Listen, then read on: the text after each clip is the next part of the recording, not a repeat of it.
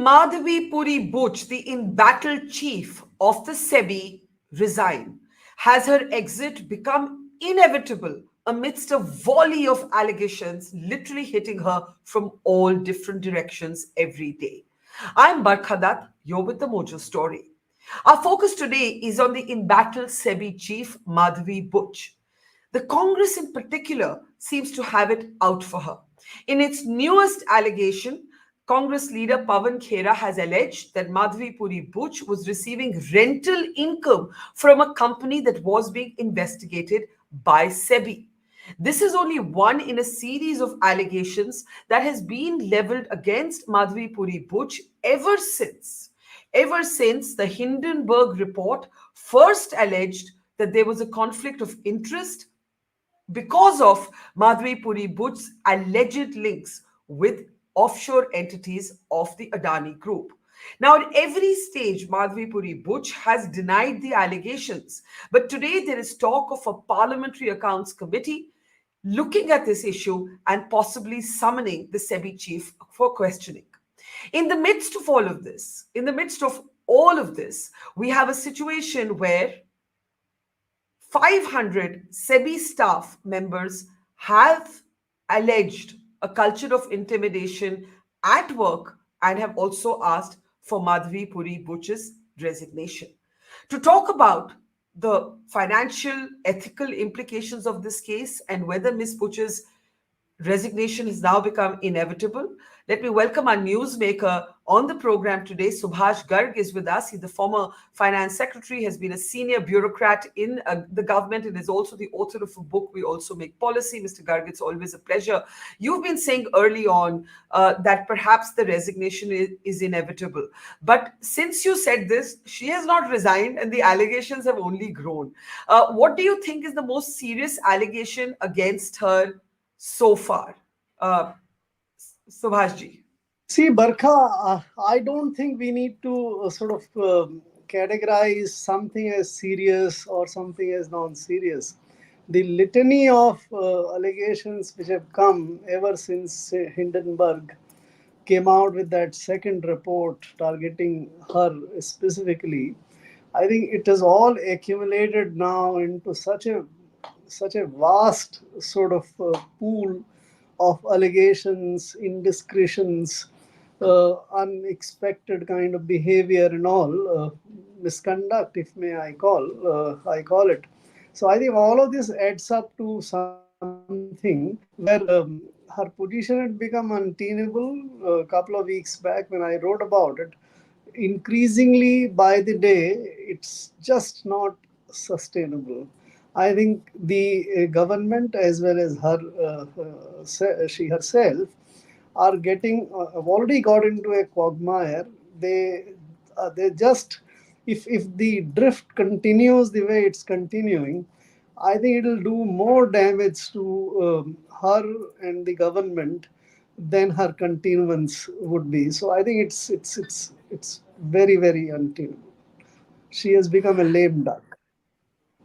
She has become a lame duck is a big statement. Do you believe the government is also making a mistake here by not coming out clearly and disassociating themselves from her?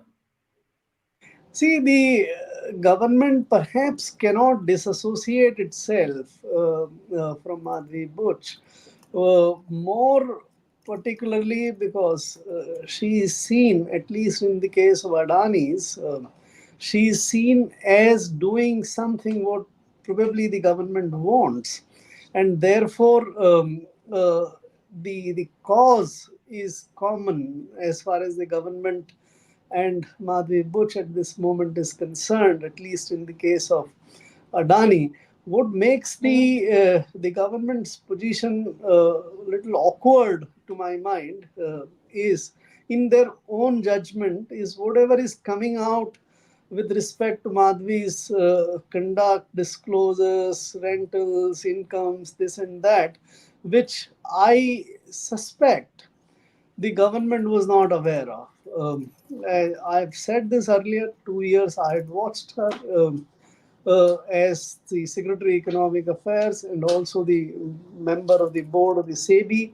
None of those disclosures which she said at the time of the Hindenburg report were made. These didn't come to the notice of me as the secretary of the department or the member of the board.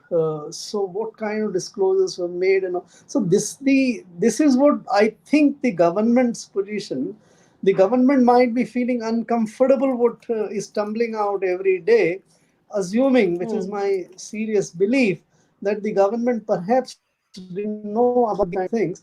But since is perhaps doing what the government is interested to do as far as the Adanis are concerned, I don't think they'll feel comfortable in disassociating the government from her or even asking her to resign.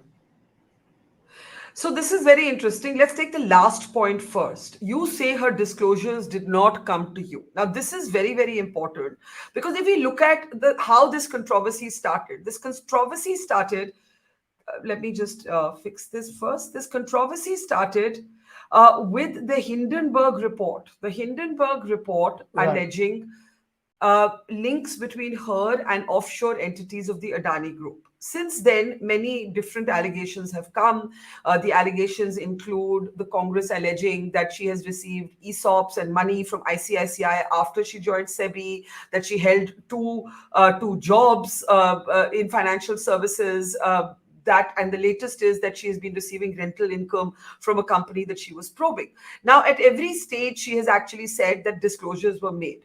You have just made the very important point that the disclosures did not come to you. Can you elaborate on this point?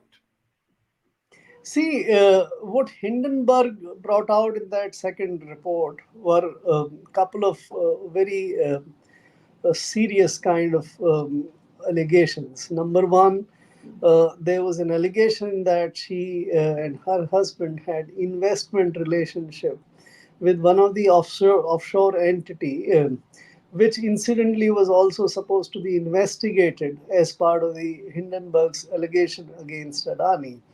Now, if you have investment relationship, uh, and this is not typical investment in shares or bonds or deposits, which are more normally understood. This is an offshore entity, and Yeah. what kind of investment that entity is making and where that investments are being made, these are all very serious issues. And if you're making that kind of investment, the expectation is that you know those fund managers very well and the kind of investments which that entity is making. So this investment, this should have been disclosed completely. Ideally, this should have been disposed of even before she joined as SEBI whole time member. But if you are not disposing of that for market reasons or whatever, a full disclosure has to be made, and then a very conscious decision has to be taken by the board and the government whether she should be allowed to continue with that investment or not. That would require disclosure, discussion about the disclosure, and the entire thing. And since maybe 4 months, I joined after she was appointed. That was 4 months later. But these kind of disclosures must be continued to be made in times to come as well. So I don't think this disclosure was made before my predecessor, or it was certainly not made at the time when I was there. Likewise, those two consulting firms, which she owned 100%, that Singapore entity, and 99% that Indian entity. Now, this Yeah. is virtually engaging in a second business.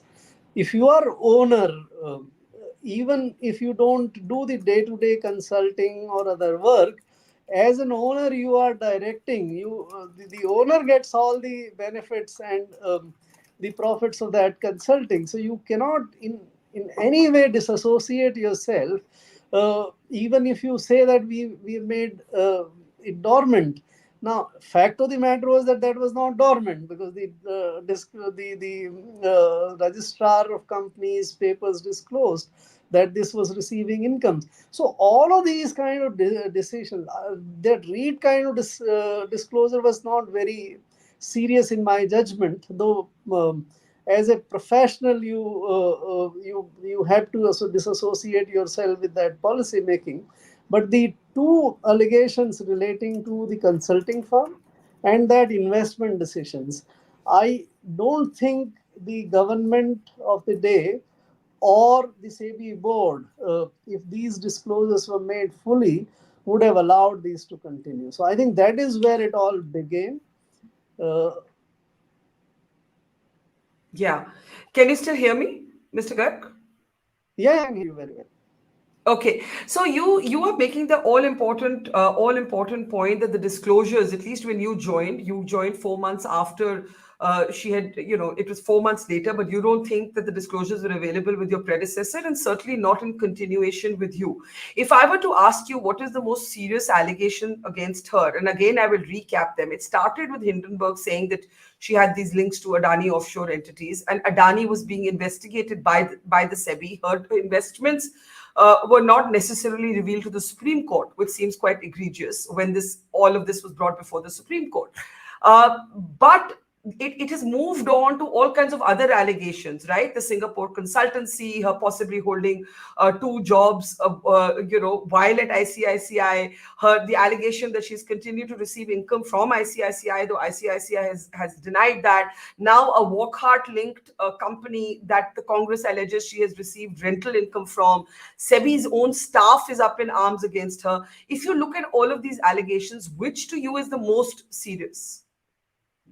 See, I think it began with that the investment relationship with the offshore Adani firm, and in itself, perhaps it would not have been as damaging as it in the normal circumstances. It should have been treated as a very serious one, but it became graver the moment the she became the the in charge of investigation against Adani's, and Again, yeah. those investigations were not completed. They, in retrospect, when we discover in August 2024, after about 20 months of the allegations being made, that those investigations were not completed. In the Supreme Court also, at various point of time, Supreme Court tried to set the deadline, but those deadlines were not respected. And at one point of time, in the before the expert committee, SEBI made a statement that we have run into a wall as far as getting information from the offshore entities are concerned. And it so emerges that you are an investor in that one of the offshore entity.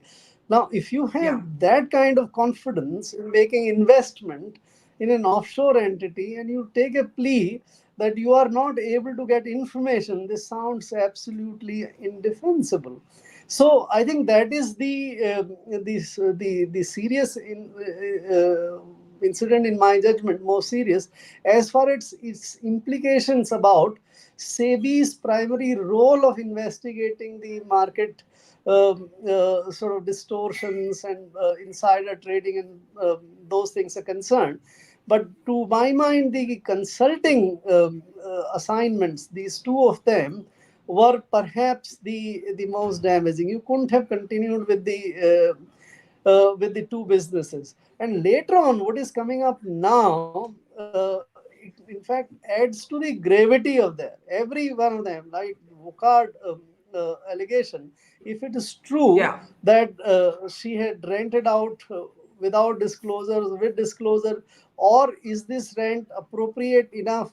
Does it represent the market value of the property, or is it exaggerated? Is it higher than what it is? If that turns out to be the case, that it is much higher than its market value, then you are again seen as dealing with a regulated entity in a manner where you're taking part of the profit. So I think all of these adds up. Nothing is something you can dismiss that this is frivolous or this is not So, so, so, to so, be so, so, taken. so, ex- so explain to me why the government has not.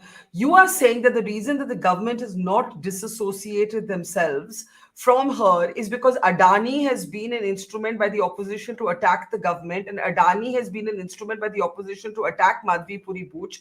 So the government will think it's giving in to the opposition if it disassociates itself from Ms. Buch. But the government could quietly tell Ms. Buch to go. See, that is an option I can understand. If you probably want to limit your damage or something. But as I said earlier, the government's position. If you look at the government's response right from the second report or the Hindenburg report, the government has said there is only one statement which I have noted from the government side. When Secretary Economics Affairs said that he has nothing further to add to what Yeah. SEBI and Madhabi Puri has said. And from then onwards to today, there is nothing official about a statement from the government about this entire affair. Now, this is a strategy which has been used in the past. You can brazen it out by simply ignoring to comment, or trying to be seen as unconcerned or something. But I think this is not really advisable in today's circumstances, with the government not being in such a complete control of the narrative, so to say. Yeah. Cannot probably brazen it out. And the more you brazen try to do it this way, I think more you lose credibility, and more people start shifting away from seeing that the government's or the SEBI's stand is something they can live with. So, of course, this is the government's decision, the way they want to deal with it. If they think that it is a lesser loss making kind of strategy, to continue with her and not bothered about what the market, or but as I don't think this is sustainable. As you mentioned in the initial remarks, if the PSE starts discussing about this, PSE calls her, starts questioning, it becomes That's right. more and more murkier by the day, more and more indefensible by the day. The best course is to appoint an independent commission. If you believe yourself that she has not done anything wrong, then you appoint independent commission or a committee, not the government controlled one or the opposition controlled one, and then go through this process, which unfortunately, as the facts seem to be coming out, will probably reveal that defending her or not asking her to go would increase your damages, your losses every day. Let me ask a last question to you. All of these allegations, are they conflict of interest? Or, as Sucheta Dalal argued in an interview with me, hypocrisy? Because she said, as SEBI chief, Madhabi Puri Buch has investigated other companies for far less egregious allegations than she is facing today. Are these conflict of interest or hypocrisy, or are they corruption? Is this conflict of interest or is it corruption? I know that there's a thin line between the two, but even so, it's an important separation. Are we talking criminality, corruption, or lack of ethics? Increasingly, it's becoming all the three. So, corruption, you're not ruling out corruption. Yes. And what seems like corruption to you in all of the allegations? I, for example, if it turns out that the rental income is much higher than what its market value is, even if you've disclosed it, then that's an act of corruption.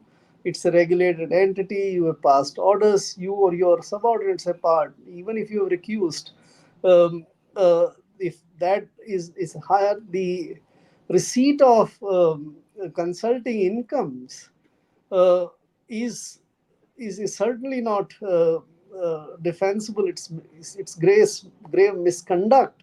It may not. I think it is criminality also, but it is grave misconduct. So I think all these three seems to be increasingly becoming relevant in her case.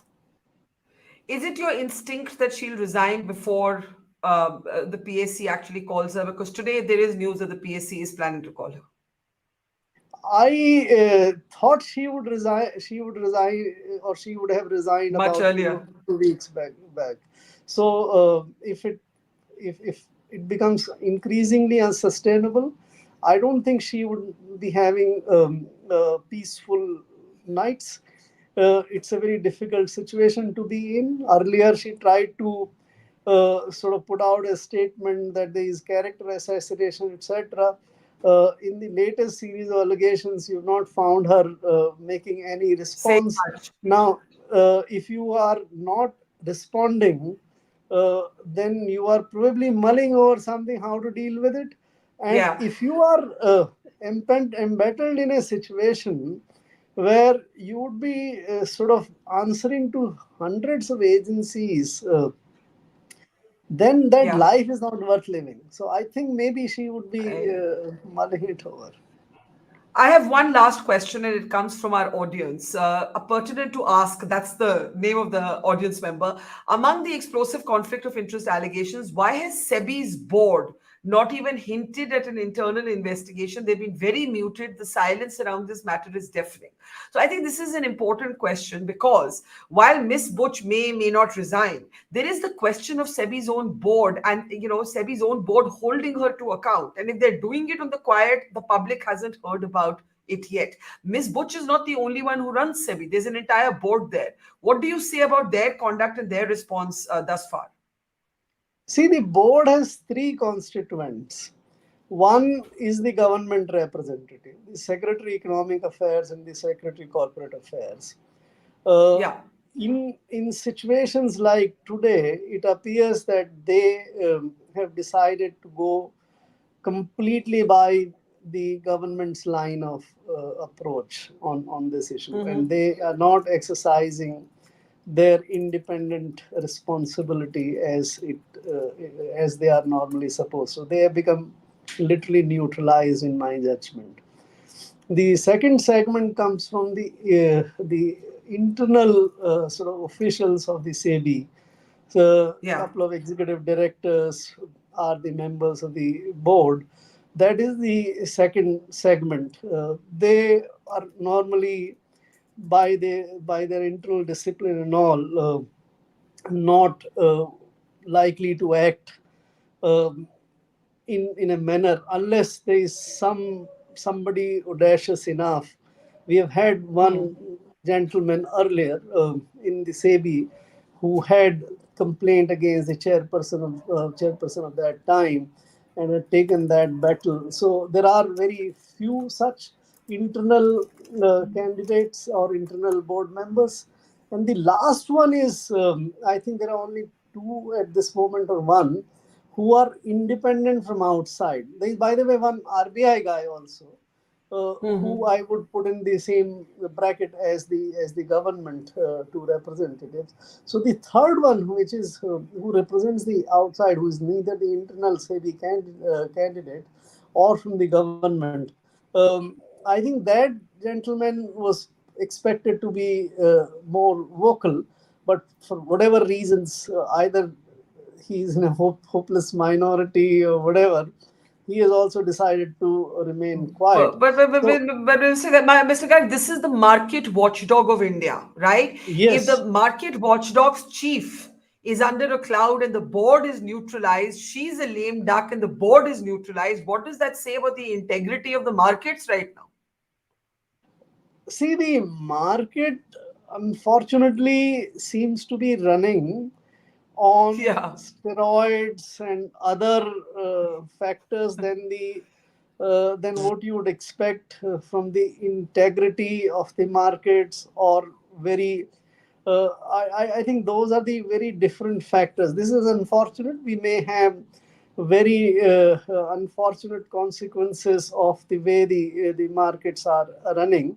But in that, if the credibility of the institution of the SEBI is seen as not making any difference.